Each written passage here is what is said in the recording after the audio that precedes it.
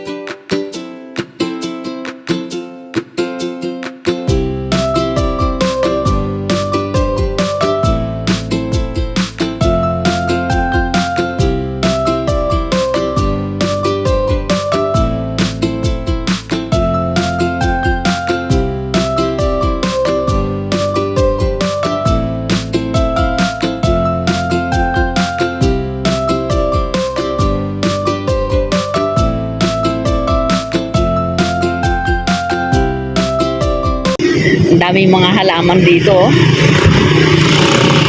Ayan.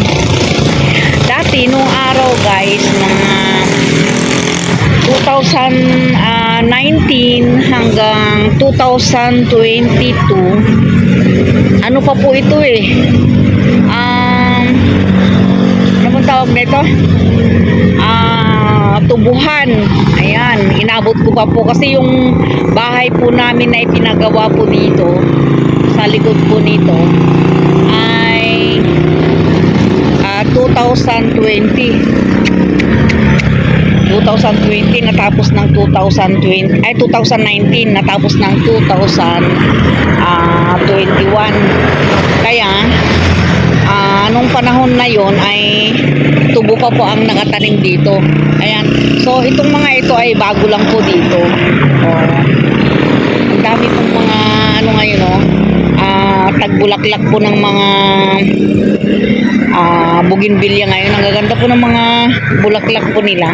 Akala ko noon yung mga ano guys, yung mga iba-ibang iba-ibang bulaklak po sa isang puno ay talagang natural lang ho na tumubo. Yung pala idinudugtong lang po sa mga puno.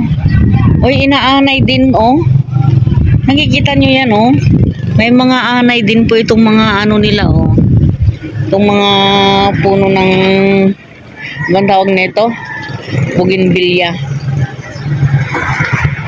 Ang dami pong mga ano ngayon mga halaman dito. Gaganda ng mga bulaklak at may mga buto din dito. May mga buto, siguro ito yung itinatanim, ewan ko lang.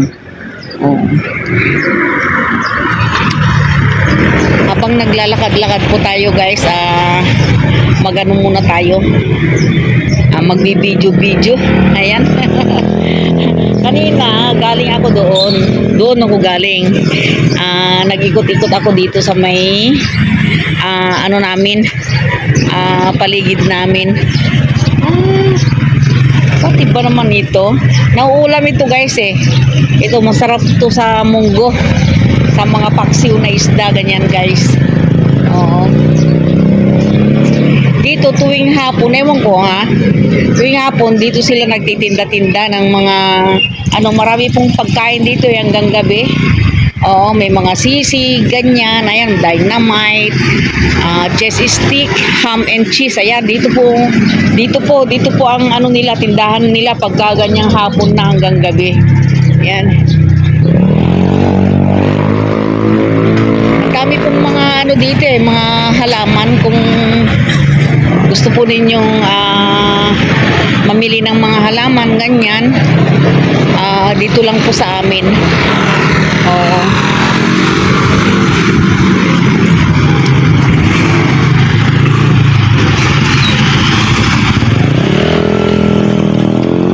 maglalakad-lakad po muna tayo.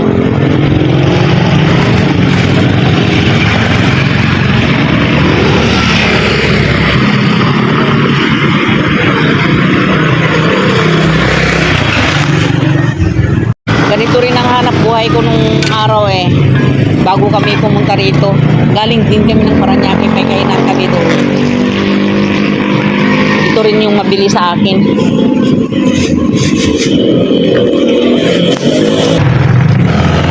Mula pa kaninang umaga, marami na po akong naikutan. Pero ngayon medyo mainit-init na siguro. Saglit na lang ako dito. Babalik ako kagad. Mainit baka mamaya mahilo ako. Alam naman po ninyo ang inyong hintay, marami na pong nararamdaman. May mga nagtitinda rin po ng mga karne dito Ayan may mga pata, ganyan, yung mga ginagawang sisig yan, may mga chicharong bulaklak din. Ayan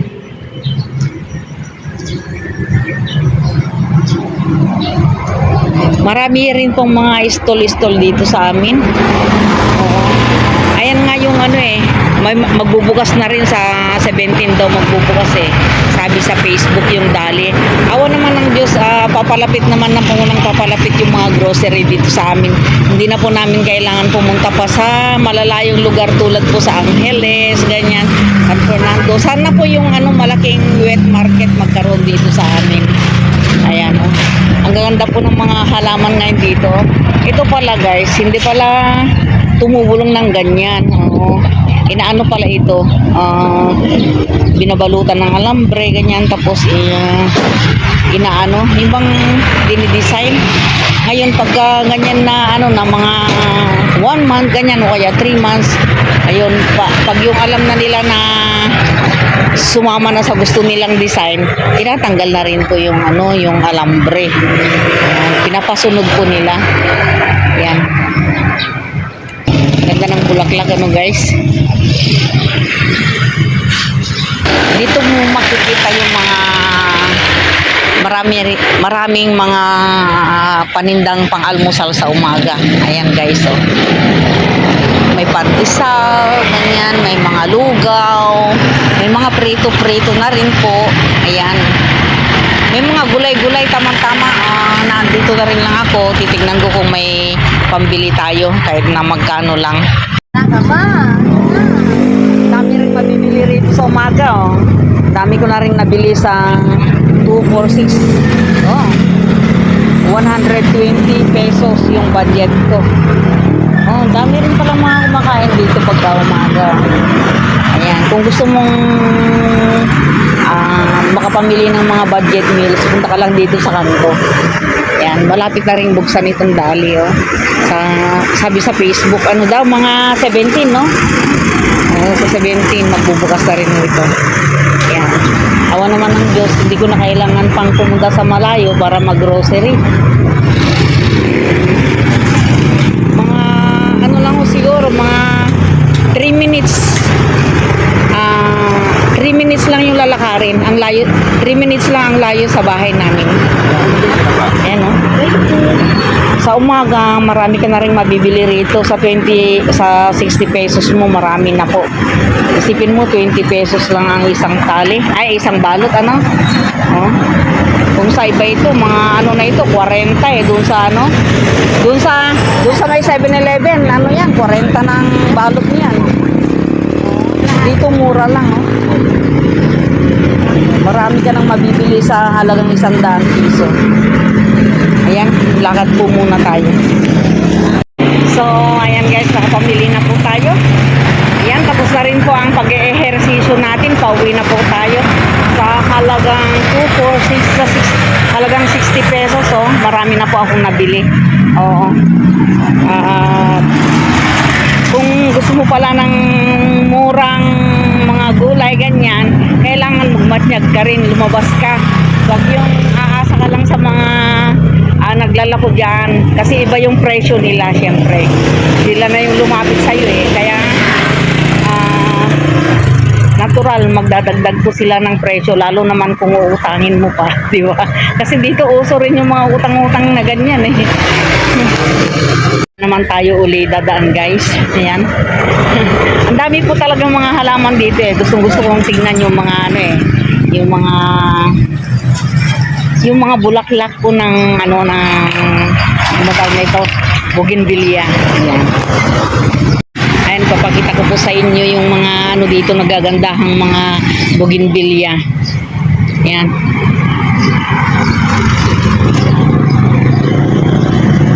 Ayan, ang gaganda ko. Gusto ko yan, no, yung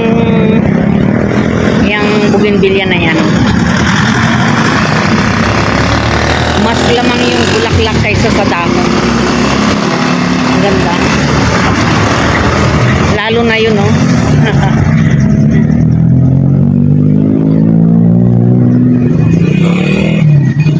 Ang gaganda ng mga halaman po nila, guys.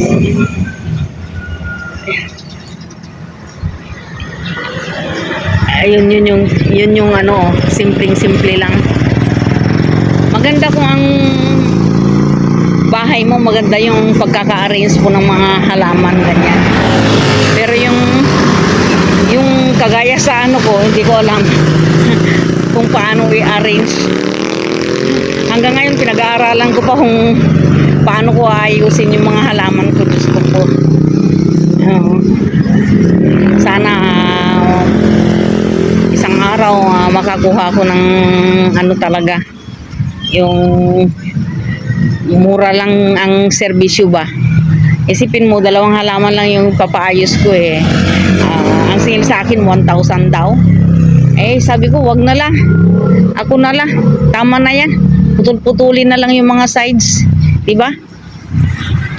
Ayan. Kailangan lang sa ano guys, sa garden mo, lagi mong winawalisan katulad nito. Araw-araw nagwawalis si madam. Parang maganda pong tingnan. Magandang pagkakaayos ng mga halaman.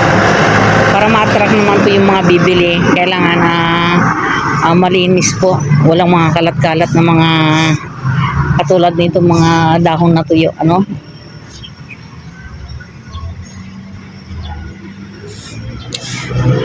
Pagka ganyan na sama-sama yung mga ano natin, magandang tingnan. Pero pagkakalat-kalat na po, nakakadismaya. Wala akong bibili sa paninda mo pagka ganyan na ano, kalat-kalat ang mga paninda mo. Ang gaganda ng mga ano nila, di ba guys? Ang gaganda ng mga halaman nila.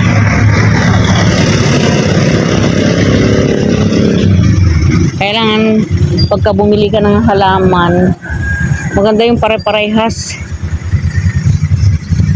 Hindi yung bibili ka ng 3 pirasong katulad niyan, gagawin mong space, ang pangit kaya. O katulad nung mga ano, mga halaman namin dati, hindi mo maintindihan kung ano. Ayun guys, yung halaman na yun, ang ganda-ganda, ang ganda-ganda ng bulaklak niya.